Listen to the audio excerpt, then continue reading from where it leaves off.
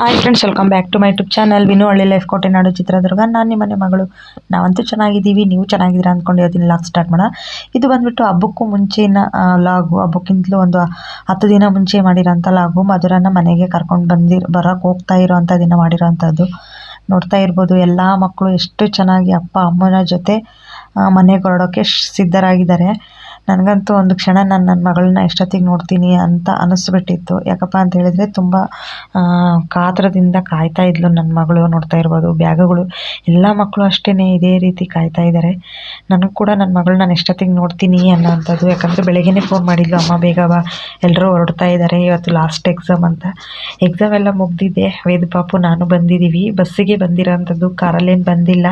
Luggage ಎಲ್ಲ ನಾವು ಒಂದು ಮುಡಿ ಶಾಸ್ತ್ರಕ್ಕೆ ಬಂದಿದ್ವಲ್ಲ, ಅವತ್ತಿನ ದಿನವೇ ತಗೊಂಡೋಗಿದ್ವಿ, ಹತ್ರದಲ್ಲಿದ್ದೀವಿ ಅಂತ.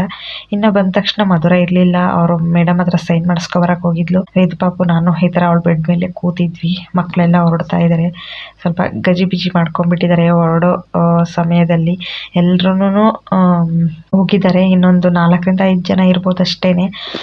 ಅವರು ಎಲ್ಲ ಫೋನೆಲ್ಲ ಕೇಳಿದ್ರು, ಕೊಟ್ಟೆ. ಫೋನ್ ಮಾಡಿಬಿಟ್ಟು ಅವ್ರ ಪೇರೆಂಟ್ಸ್ ಹತ್ರ ಮಧುರ ಹೆಂಗೆ ಹಿಂಸೆ ಮಾಡಿದ್ಲು, ಎಷ್ಟೊತ್ತಿಗೆ ಬರ್ತೀರಾ, ಎಲ್ಲಿದ್ದೀರಾ ಅಂತ ಹಿಂಗೆ ಎಲ್ಲ ಕೇಳ್ಕೊಂಡ್ರು. ಅದಾದ ನಂತರ ಹೊರಟು ಬಂದ್ವಿ. ನೋಡ್ತಾ ಇರ್ಬೋದು, ಇಷ್ಟೇ ಲಗೇಜು ಇರೋವಂಥದ್ದು. ಬ್ಯಾಗಲ್ಲಿ ಇಟ್ಟಿದ್ದಾಳೆ ಸ್ವಲ್ಪ ಬೆಡ್ಶೀಟು, ಆ ಥರದ್ದು ಬಕೆಟು, ಮಗ್ಗು ತಗೊಂಡು ಹೋಗೋಣ ಅಮ್ಮ ಅಂತ ಹೇಳ್ಬಿಟ್ಟು ತಗೊಂಡು ಹೋಗ್ತಾ ಇದ್ವಿ. ಇಲ್ಲೇ ಇರ್ತೀನಿ ಅಂದ್ಲು, ಬೇಡ ನೆಕ್ಸ್ಟ್ ಟೈಮ್ ಏನು ತರೋಲ್ಲ, ಇಲ್ಲೇ ಇರ್ತವೆ ಹಂಗಾಗಿ ಅಂತ ಹೇಳ್ಬಿಟ್ಟು ಅದನ್ನು ಕೂಡ ತಗೊಂಡು ಹೋಗ್ತಾ ಇದ್ದೀವಿ. ವೇದು ಪಾಪು ನೋಡ್ತಾ ಇರ್ಬೋದು. ಒಂದೇನಪ್ಪ ಅಂತಂದರೆ ಮಗಳನ್ನ ನೋಡಿ ಖುಷಿಯಿಂದ ಕರ್ಕೊಂಡು ಬಂದಿದ್ದಾಯಿತು. ಯಾಕಪ್ಪ ಅಂದರೆ ಅವರು ಅಲ್ಲಿ ಫೋನಲ್ಲಿ ನಾನು ಮಾತಾಡುವಾಗ ಆಟ ಮಾಡ್ತಿರೋದಾಗಿರ್ಬೋದು, ಫೋನಿಗೋಸ್ಕರ ಕಾತ್ಕೊಂಡು ನಿಂತ್ಕೊಂಡಿರೋದಾಗಿರ್ಬೋದು, ಇದೆಲ್ಲ ನೋಡಿ ತುಂಬ ಅಂದರೆ ತುಂಬ ಕರ್ಮ ಅನಿಸ್ಬಿಡುತ್ತೆ. ಇನ್ನು ನೋಡ್ತಾ ಇರ್ಬೋದು, ಇಲ್ಲಿ ಎಷ್ಟು ಜನ ನಿಂತಿದ್ದಾರೆ ಅಂತ ಹೇಳ್ಬಿಟ್ಟು ಸಿಗ್ನೇಚರು ಮತ್ತು ಪ್ರಿನ್ಸಿಪಲ್ ಸೈನು, ಏನೋ ಒಂದು ಕಾರಣಕ್ಕೆ ಇಷ್ಟು ಜನನೂ ನಿಂತಿದ್ದಾರೆ. ಹೆಂಗೋ ನಮ್ಮ ಮಧುರಂದು ಲಗೇಜ್ ಅಂತೂ ಕಡಿಮೆ ಆಯಿತು. ನಾವು ಮೊನ್ನೆ ಫಂಕ್ಷನ್ ಒಂದು ಇತ್ತಲ್ವ, ಮುಡಿ ತೆಗ್ಸೋ ಶಾಸ್ತ್ರ, ಅದು ಆವಾಗಲೇ ಎಲ್ಲ ತಗೊಂಡೋಗಿದ್ದೋಗೆ ತುಂಬ ಅಂದರೆ ತುಂಬ ಹೆಲ್ಪ್ ಆಯಿತು. ಇನ್ನು ನೋಡ್ತಾ ಇರ್ಬೋದು, ಅವಳು ಕೂಡ ಸೈನ್ ಮಾಡಿಬಿಟ್ಟು ಬರ್ತಾ ಇದ್ದಾಳೆ. ಪ್ರತಿಯೊಬ್ಬರೂ ಅಷ್ಟೇ ಮನೆಗೆ ಹೊರಡುವಾಗ ಇಲ್ಲಿ ಸೈನ್ ಮಾಡಿಬಿಟ್ಟು ಸಿಗ್ನೇಚರ್ ಕೊಟ್ಟಿರೋಂಥ ಲೆಟ್ರ್ ಕೊಟ್ಟು ಬರೋವಂಥದ್ದು. ಮಧುರಗಂತೂ ಫುಲ್ ಖುಷಿ. ನಾನು ಆವಾಗಲೇ ಯುಗಾದಿ ಹಬ್ಬದ ಬಟ್ಟೆ ಶಾಪಿಂಗ್ ಆಯಿತು ಅಂತ ಹೇಳ್ಬಿಟ್ಟೆ, ನನಗೆ ಯಾವ ಡ್ರೆಸ್ ತಂದೆ ಏನು ಹಿಂಗೆಲ್ಲ ಕೇಳ್ತಾ ಇದ್ದಾಳೆ. ಇನ್ನು ಬಟ್ಟೆ ಶಾಪಿಂಗ್ ಏನು ಮಾಡಿಲ್ಲ, ಅವಳಿಗೆ ನಾನು ಆ ಥರ ಸುಳ್ಳು ಹೇಳಿದೆ. ಅದಾದ ನಂತರ ಬಸ್ಸಿಗೆ ಹೊರಟು ನಿಂತಿದ್ದೀವಿ. ತುಂಬ ಅಂದರೆ ತುಂಬ ಬಿಸಿಲು. ನೋಡ್ತಾ ಇರ್ಬೋದು, ಮಕ್ಕಳೆಲ್ಲ ಟ್ರಂಕು ಮತ್ತು ಬ್ಯಾಗು ಇನ್ನು ಜೊತೆ ಅವರಪ್ಪ ಅವರಮ್ಮ ಜೊತೆ ಎಲ್ಲ ನಿಂತುಬಿಟ್ಟಿದ್ದಾರೆ. ಇನ್ನು ಮನೆಯಲ್ಲಿ ಅರ್ಧ ಕೆಲಸ ಎಲ್ಲ ಆಗಿದೆ. ಯಾಕಂದರೆ ನಾವು ಹಿರಿಯರ ಹಬ್ಬ ಮಾಡ್ತಾ ಇರೋದ್ರಿಂದ ಮನೆಯೆಲ್ಲ ತೊಳ್ಕೊಬೇಕು, ಬಳ್ಕೋಬೇಕು, ಇದೆಲ್ಲ ಕೆಲಸ ಇದೆ. ಅರ್ಧ ಆಗಿದೆ, ಇನ್ನೂ ಸ್ವಲ್ಪ ಇದೆ. ಈ ಬಾಕ್ಸ್ಗಳು ಎಲ್ಲ ತೆಕ್ಕಿಟ್ಟಿದ್ದೀನಿ. ಈ ರೂಮು ಕೆಲಸ ಆಗಿದೆ. ಇನ್ನೂ ಸಾಕಷ್ಟು ಪಾತ್ರೆಗಳು ಇವೆಲ್ಲ ಇದ್ದಾವೆ. ಇನ್ನು ನಮ್ಮ ಮನೆಯವರು ಬಂದ ತಕ್ಷಣ ಅವ್ರಿಗೆ ಅಡುಗೆ ತಿಂಡಿ ಇದ್ದೇ ಇರುತ್ತೆ, ಇದೇ ಕೆಲಸ ಆಗಿರುತ್ತೆ. ಇನ್ನು ನೋಡ್ತಾ ಇರ್ಬೋದು, ಇದು ಬಂದುಬಿಟ್ಟು ನೆಕ್ಸ್ಟ್ ಡೇ ಬೆಳಿಗ್ಗೆ ಮಾಡ್ತಾ ಇರೋವಂಥ ಲಾಗು. ನಮ್ಮ ಮನೆಯಲ್ಲಿ ಅದೇ ಹುಷಾರಿಲ್ಲ ಅಂತ ಹೇಳಿದ್ನಲ್ಲ, ಈ ಅಣ್ಣನೇ ಕರ್ಕೊಂಡು ಬಂದಿರೋ ಅಂಥದ್ದು ಫ್ರೆಂಡನ್ನ. ಅವ್ರಿಗೆ ಫಸ್ಟು ಊಟಕ್ಕೆ ಇಟ್ಬಿಟ್ಟು ಅದಾದ ನಂತರ ಅವ್ರಿಗೆ ಬಾಕ್ಸಿಗೆಲ್ಲ ಕಟ್ಟೋಣ ಅಂತ ಹೇಳ್ಬಿಟ್ಟು, ಇದರ ಮಧ್ಯೆ ನೋಡ್ತಾ ಇರ್ಬೋದು, ಇಷ್ಟು ಪಾತ್ರೆಗಳು ಆ ಕಡೆ ತೊಳೆದಿಟ್ಟಿರೋ ಅಷ್ಟವು ಇನ್ನೂ ಸ್ವಲ್ಪ ಇದ್ದಾವೆ. ಇಷ್ಟೆಲ್ಲ ಕೆಲಸ ಮಾಡಿಕೊಂಡು ಬಂದಿರೋ ಅಂಥ ಅತಿಥಿಗಳಿಗೆ 3 4 ಜನ ಇದ್ದಾರೆ, ಅವ್ರಿಗೆಲ್ಲ ಅಡುಗೆ ಮಾಡಬೇಕು. ಯಾಕಂದರೆ ಅವರೇನು ಡೈಲಿ ಬರಲ್ಲ ನಮ್ಮ ಮನೆಗೆ, ಏನು ಹುಷಾರಿಲ್ಲ ಅಂತ ಕಾರಣಾಂತರಗಳಿಂದ ಬಂದಿದ್ದಾರೆ. ದೇವಸ್ಥಾನಕ್ಕೆ ತೋರಿಸ್ಕೊಂಡಂಗೂ ಆಗುತ್ತೆ. ಇನ್ನೂ ಹಬ್ಬ ಬರೋವರೆಗೂ ಕೆಲಸ ಅಂತೂ ಮುಗಿಯಲ್ಲ, ಎಲ್ಲರ ಮನೆಯಲ್ಲೂ ಇದೇ ಕತೆ. ಅದಾದಮೇಲೆ ಸಂಜೆಗೆ ಅಡುಗೆ ಮಾಡ್ತಾಯಿದ್ದೀನಿ. ಅವ್ರಿಗೆಲ್ಲ ಅಡುಗೆ ಮಾಡಿಟ್ಟು ಬಟ್ಟೆ ಶಾಪಿಂಗ್ ಹೋಗಬೇಕು. ಮಧುರ ಬರಲಿ ಅಂತಲೇ ಕಾಯ್ತಾ ಇದ್ದು. ಎಲ್ಲ ಕೆಲಸ ಮುಗೀತು. 2 ರೂಮು ಕ್ಲೀನಿಂಗ್ ಎಲ್ಲ ಆಯಿತು. ಇನ್ನು ಬೆಡ್ಶೀಟು ಅದೆಲ್ಲ ಇದ್ದಾವೆ. ನೈಟೇ ಹೋಗಿ ಬಟ್ಟೆ ಎಲ್ಲ ತಂದರೆ ಆಯಿತು ವಿಶಾಲ್ ಮಾರ್ಟಿಗೆ ಅಂತ ಹೇಳ್ಬಿಟ್ಟು. ಇವಾಗ ಸುಮಾರು ಒಂದು 6 ಗಂಟೆ ಆಗಿದೆ. 7 ಗಂಟೆ 7:15 ಹಂಗೆ ಹೋಗುವಂಥದ್ದು. ಇನ್ನು ವೇದು ಪಾಪು ನೋಡ್ತಾ ಇರ್ಬೋದು, ಎಷ್ಟು ಹಠ ಮಾಡ್ತಾ ಇದ್ದಾನೆ. ಜೋಲಿ ತೆಗಿಯೋದು, ನನ್ನ ಮುಖಕ್ಕೆ ಎಸೆಯೋದು, ಈ ಥರ ಮಾಡ್ತಾ ಇದ್ದಾನೆ. ಸುಮ್ಮನಿರೋ ಅಂತ ಹೇಳಿ ಸಾಕಾಗ್ತಾ ಇದೆ. ಇವತ್ತು ಬಂದುಬಿಟ್ಟು ವೇದು ಪಾಪುಗೆ ವಿನುಗೆ ಮಧುರಾಗೆ ತರಬೇಕು ಅಂತ ಅಂದ್ಕೊಂಡಿದ್ದೀನಿ. ಅವ್ರ ಅಪ್ಪಾಜಿಗೂ ನನಗೂ ಟೈಮ್ ಸಿಕ್ಕರೆ ಹಾಗೆ ನಂದೇನು ಲೆಕ್ಕಕ್ಕೆ ಇಲ್ಲ. ಯಾಕಂದರೆ ಸಾಕಷ್ಟು ಡ್ರೆಸ್ಗಳಿದ್ದಾವೆ, ಸೀರೆಗಳಿದ್ದಾವೆ, ಏನೋ ಹಿರಿಯರ ಹಬ್ಬಕ್ಕೆ ಒಂದು ತಗೊಳ್ಬೇಕಲ್ವ, ಹಾಗಾಗಿ ತಗೊಳ್ಬೇಕಷ್ಟೇ.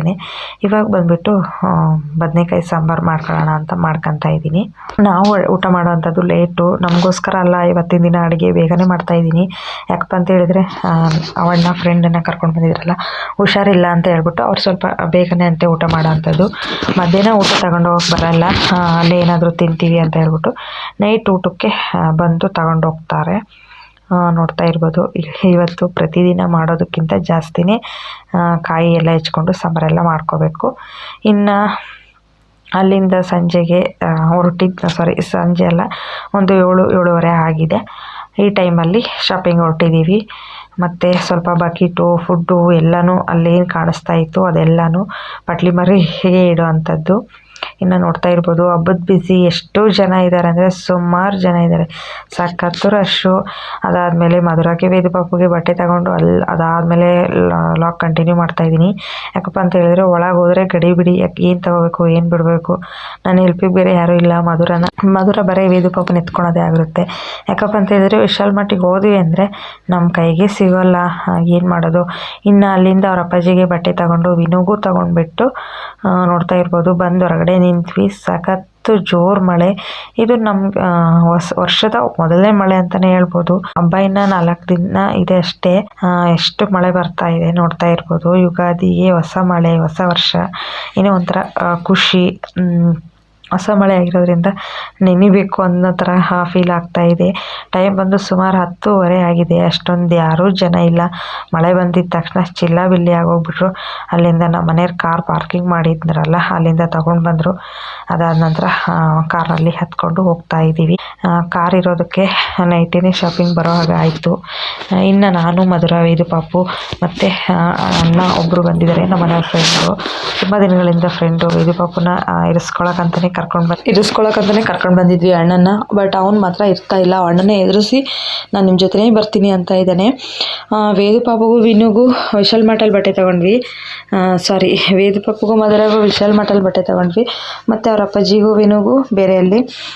ಅವ್ರ ಅಪ್ಪಾಜಿಗೆ ಸ್ಟಾರ್ ಪ್ಲಸ್ ಅಂತ ಇದೆ, ನಮ್ಮದು ದುರ್ಗದಲ್ಲಿ ಒಂಥರ ಜೆಂಟ್ಸ್ಗೆ ಫೇಮಸ್ ಟೆಕ್ಸ್ಟೈಲ್ಸ್ ಅಂತಲೇ ಹೇಳ್ಬೋದು. ಇನ್ನು ನನಗೊಬ್ಳಿಗೆ ಬಾಕಿ ಇದೆ ಸೀರೆ, ಅಂದರೆ ಹಿರಿಯರಿಗೆ ತಗೊಳ್ಳೋವಂಥದ್ದು. ಅದನ್ನು ಮನೆ ಹೆಣ್ಮಕ್ಳಿಗೆ ಉಡ್ಸೋವಂಥದ್ದು. ಸಖತ್ತು ಜೋರು ಮಳೆ, ಏನೂ ತಿನ್ನೋಕ್ಕಾಗಲಿಲ್ಲ. ಅದಾದ ನಂತರ ಮನೆಗೆ ಬಂದುಬಿಟ್ಟು ತುಪ್ಪನಾದರೂ ಕಾಯಿಸೋಣ ಅಂತ ಹೇಳ್ಬಿಟ್ಟು ಕಾಯಿಸ್ತಾ ಇದ್ದೀನಿ. ನಮ್ಮ ಅಕ್ಕ ಅವ್ರ ಹತ್ರ ಬೆಣ್ಣೆ ತಗೊಂಡಿದ್ದೆ ನಾನು, ನೋಡ್ತಾ ಇರ್ಬೋದು ಈ ಥರ ಇದೆ. ನೀಟಾಗಿ ವಾಶ್ ಮಾಡಿಬಿಟ್ಟು ಕಾಯಿಸ್ತಾ ಇದ್ದೀನಿ ಇವಾಗ. ಯಾಕಂದರೆ ಹಬ್ಬಕ್ಕೆ ಹೋಳಿಗೆ ಜೊತೆ ವೇದು ಪಾಪು ತಿಂತಾನೆ ಇಷ್ಟಪಟ್ಟು ಅನ್ನೋ ಕಾರಣಕ್ಕೆ ನೈಟೇ ಕಾಯಿಸ್ತಾ ಇದ್ದೀನಿ. ಬೆಳಕರಿದ್ರೆ ಸಾಕು, ಅದೇನು ಕೆಲಸ ಮಾಡಬೇಕು ಏನು ಬಿಡಬೇಕು ಅಂತಲೇ ಗೊತ್ತಾಗಲ್ಲ. ಈ ಥರ ಸಿಮ್ಮಲ್ಲಿ ಇಟ್ಬಿಟ್ಟು ಕುದಿಸ್ಕೊತಾ ಇದ್ದೀನಿ, ನೋಡ್ತಾ ಇರ್ಬೋದು.